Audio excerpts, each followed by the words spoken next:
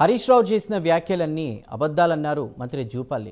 కాంగ్రెస్ ప్రభుత్వం 2 లక్షల లోపు రైతు రుణమాఫీ హామీని అమలు చేస్తోందన్నారు. ఇప్పటికే 20,616 కోట్లు రైతుల ఖాతాల్లో జమ చేశామన్నారు.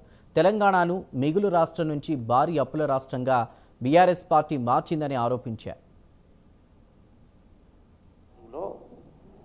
కేసీఆర్ అధికారం చేపట్టినప్పుడు మిగులు రాష్ట్రం, ధనిక రాష్ట్రం హైదరాబాద్ రాజధాని, హైదరాబాద్ ఆదాయంతో సహా మళ్ళీ 10 సంవత్సరాల్లో 8 లక్షల కోట్ల అప్పు, అంటే 65,000 కోట్లు ఉన్నప్పుడు 8 లక్షల కోట్లు అయినా కూడా మీరు ₹1,00,000 మాఫీ చేయడానికి 4 సంవత్సరాల సమయం పట్టింది మీకు.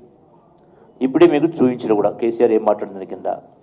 అట్లాగే ఏమంటే అప్పుడు రుణమాఫీకి కేంద్రం నుంచి 8,000 కోట్లు అప్పు ఇప్పించడని ఆనాడు బీఆర్ఎస్ మంత్రి కళ్యాణ్ శ్రీధర్ మాట్లాడాడు. ఈ రోజున ఈ ప్రభుత్వం ఇంత అప్పున్నా కూడా నెలకు సుమారుగా 75,000 కోట్ల వడ్డీ ఈఎంఐస్ కడుతూ కూడా మరి 2 లక్షల రుణమాఫీని మరి సంవత్సర కాలం లోపే పూర్తి చేయడం జరిగింది కదా. మరి మీరు గొప్ప చేసినట్ట రైతులు?